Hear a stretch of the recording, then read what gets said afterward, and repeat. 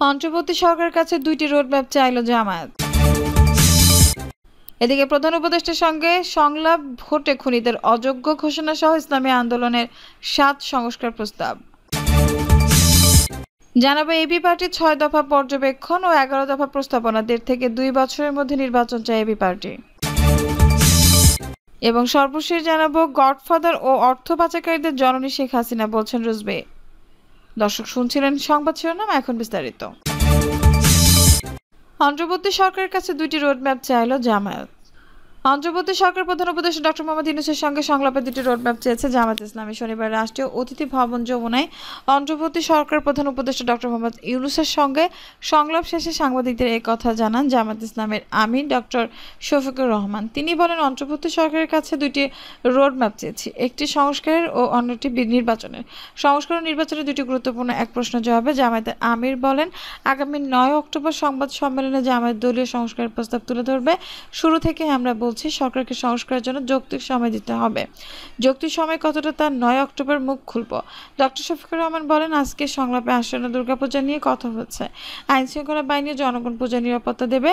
আশা করি অভূতপূর্ব সুন্দর পূজা হবে। সংস্কারে গঠিত কমিশনগুলোর কয়েক সদস্যের আপত্তির সঙ্গে তিনি বলেন, আমরা দলগতভাবে অবগত নই। তিনি আরও বলেন, এই সরকার একটা নির্দলীয় সরকার, তারা দেশে শাসন আসেনি। দেশ শাসনের সুষ্ঠু পথ বিনির্মাণের জন্য এসেছেন। তাদের জন্য সুষ্ঠু নির্বাচনের পথ তৈরি করা, কিছু মৌলিক বিষয় সংস্কারের প্রয়োজন আছে। কি সংস্কার এই মুহূর্তে প্রয়োজন, তা ৯ অক্টোবর জানাবো। প্রধান উপদেষ্টার সঙ্গে সংলাপ, ভোটে খুনিদের অযোগ্য ঘোষণা সহ ইসলামী আন্দোলনের ৭ সংস্কার প্রস্তাব। পিআর পদ্ধতি নির্বাচন ব্যবস্থা চালু ও খুনিদের নির্বাচনে অযোগ্য ঘোষণার দাবি সহ অন্তর্বর্তী সরকার প্রধান উপদেষ্টা ডক্টর মোহাম্মদ ইউনূসের কাছে ৭ দফা সংস্কার প্রস্তাবনা দিয়েছে ইসলামী আন্দোলন বাংলাদেশ। সৈয়দ রেজাউল করিম বলেন, অন্তর্বর্তী সরকার জনমতের প্রতিফলনের সরকার। আপনাদের সঙ্গে দেশের জনগণ রয়েছে। আপনারা সবচেয়ে শক্তিশালী সরকার, কিন্তু খুনি, অর্থ পাচারকারী অপরাধীরা কিভাবে দেশ থেকে পালালো? আপনারা কেন তাদের দেশ ত্যাগের সুযোগ করে দিয়েছেন? এটা আমাদের ভাবিয়ে তুলছে। তিনি বলেন, সংস্কার করতে যতটুকু সময় লাগে আমরা আমাদের পাশে আছি। আমাদের দাবি, সংস্কার কাজ শেষ করে পিআর পদ্ধতি নির্বাচন দেওয়ার ব্যবস্থা করতে হবে। স্বৈরাচারীরা যেন কোনোভাবে রাজনীতিতে পুনর্বাসিত হতে না পারে, সে ব্যবস্থা করে সুষ্ঠু নির্বাচন দিতে হবে। এ সময় ইসলামী আন্দোলনের পক্ষ থেকে সংস্কার কমিশনের প্রতি ৭ দফা লিখিত প্রস্তাবনা প্রধান উপদেষ্টার হাতে তুলে দেওয়া হয়, যা রয়েছে ইসলামী আন্দোলনের সংস্কার প্রস্তাবে। সংখ্যানুপাতিক প্রতিনিধিত্ব বা পিআর পদ্ধতি নির্বাচন ব্যবস্থা প্রবর্তন করা, আরপিও এর সর্বশেষ সংশোধনী বাদ দিয়ে আরপিও পূর্ণ বাস্তবায়ন নিশ্চিত করা, ইসি নিয়োগে সাবেক বিচারপতি, আমলা ও সামরিক বাহিনীর কর্মকর্তাদের সঙ্গে ওয়ালাম একরামের সম্পৃক্ত করা, সর্বদলীয় কমিটির মাধ্যমে ইসি নিয়োগ দেওয়া, ইসি কার্যক্রম জবাবদিহিতার আওতায় আনা, জাতীয় সংসদ নির্বাচনে সেনাবাহিনীকে বিচারক ক্ষমতায় মোতায়েন রাখা, দুর্গম না হলে ব্যালট পেপার সকালে পাঠানো, ব্যালট নির্বাচন হওয়া, আপাতত ইভিএমে নয়। সম্পদ পাচারকারী ও দুর্নীতিগ্রস্ত ব্যক্তিকে যে কোনো নির্বাচনে অযোগ্য ঘোষণা করা, পুলিশ সংক্রান্ত উপনির্বাসন আমলের সব আইন বাতিল করা এবং পুলিশের ব্রিটিশ লিগাসি বাদ দেওয়া, কারণ তা ছিল নিপীড়ন ধরনের বাহিনী।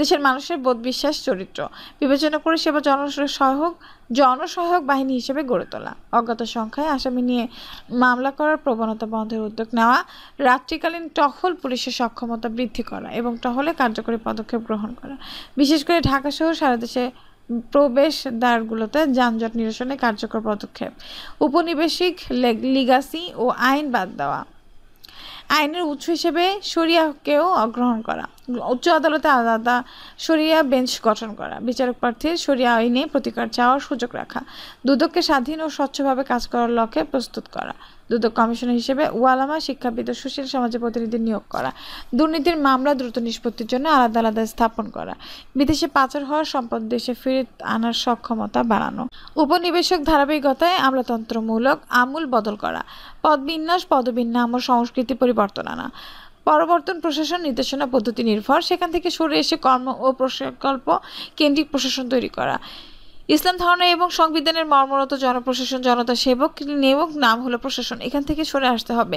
প্রশাসনের প্রস্তাবকে সর্বস্তরকে দুর্নীতিমুক্ত করা এবং দুর্নীতিবাজ কর্মকর্তা কর্মচারীদের বিরুদ্ধে কঠোর আইন করা, চিহ্নিত দলবাজ, বিতর্কিত ও দুর্নীতিবাজ সচিবদেরকে অব্যাহতি প্রদান করা, আওয়ামী লীগ আমলের সংশোধনীগুলো বাতিল করা, আইনের উৎসব হিসেবে শরিয়া প্রাধান্য নিশ্চিত করা, রাষ্ট্রপতি ও প্রধানমন্ত্রীর ক্ষমতায় ভারসাম্য আনা, দুইবারের বেশি প্রধানমন্ত্রী না থাকা, একই ব্যক্তি দলীয় সরকার প্রধান না হওয়া, বর্তমান সংবিধান সংবিধানের ধারা 70 অনুচ্ছেদ বাতিল করা, ন্যায়পাল কার্যকর করা, তাতে বৃহত্তর জনগোষ্ঠীর ধর্মীয় বিধানকে ভিত্তি হিসেবে রাখা, সংবিধান সংস্কার কমিটিতে ওয়ালামাদের থেকে একাধিক সদস্য অন্তর্ভুক্ত করা।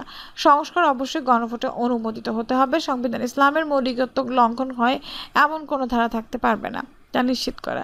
দেশের যুব চরিত্র নষ্ট করে এমন কোনো উপাদান, যে কোনো মদ বা মাদকতা সৃষ্টিকারী উপাদান বা আচরণের পতিতাবৃত্তি, অশ্লীল চরিত্র, জুয়া ইত্যাদির বৈধতা সম্বলিত কোনো ধারা থাকতে পারবে না। নারী ও শিশু পাচার বন্ধে এবং অসহায় নারীদের সুস্থ ধারায় পুনর্বাসনের সুস্পষ্ট ধারা বিধান থাকতে হবে। নীতি নৈতিকতা, সু অভ্যাস, সু আচরণ ও দেশপ্রেম গড়ে ওঠে এমন শিক্ষা ক্যারিকুলাম তৈরি করতে হবে। দেশের স্বাধীনতা অর্জনের লক্ষ্যে বিগত 250 বছরের ধারাবাহিক সংগ্রামকে হেয় প্রতিপন্ন করে এমন কোনো সাহিত্য প্রবন্ধ শিক্ষায় কোনো পর্যায়ের থাকতে পারবে না। এদেশের সংখ্যাগরিষ্ঠ জনগণের ধর্মীয় অধিকার ক্ষুণ্ণ করে এমন কোনো সাহিত্য প্রবন্ধ বা শিক্ষার কোনো পর্যায়েই থাকতে পারবে না। সব সম্প্রদায়ের শিক্ষার্থীদের জন্য ধর্মীয় শিক্ষা বাধ্যতামূলক করতে হবে। অনৈতিক আচরণে দোষী বিদেশিদের শিক্ষাঙ্গন ও অনুপযুক্ত ঘোষণা করতে হবে। গতানুগতিক ব্রিটিশ প্রবর্তিত লেজর ভিত্তিক চাকরিজীবী তৈরির শিক্ষা ব্যবস্থা থেকে বের হয়ে উদ্যোক্তা সৃষ্টি শিক্ষা ব্যবস্থা প্রবর্তন করা, যাতে দেশের প্রবীণ স্কুল, কলেজ শিক্ষক, বিশ্ববিদ্যালয় শিক্ষক, শিক্ষানবিশ, শিক্ষাবিদ, আলেম ও দেশপ্রেমিক রাজনীতিবিদদের সমন্বয়ে একটি কমিশন গঠন করতে হবে। প্রতিবন্ধী, তৃতীয় লিঙ্গ, পিছিয়ে পড়া জনগোষ্ঠীর জন্য কার্যকরী ও সমৃদ্ধ শিক্ষার ব্যবস্থা করা। এবি পার্টির 6 দফা পর্যবেক্ষণ ও 11 দফা প্রস্তাবনা 1.5 থেকে 2 বছরের মধ্যে নির্বাচন চায় এবি পার্টি। আগামী নির্বাচন করতে যেসব মৌলিক সমস্যার প্রয়োজন তা করে আগামী 1.5-2 বছরের মধ্যে নির্বাচন চায় আমার বাংলাদেশ পার্টি। অন্তর্বর্তী সরকার যদি নির্বাচনের সময় দেয়, সে সময় রক্ষা করতে পারবে কিনা তা নিয়ে সন্দিহান মুজিবুর রহমান মঞ্জু।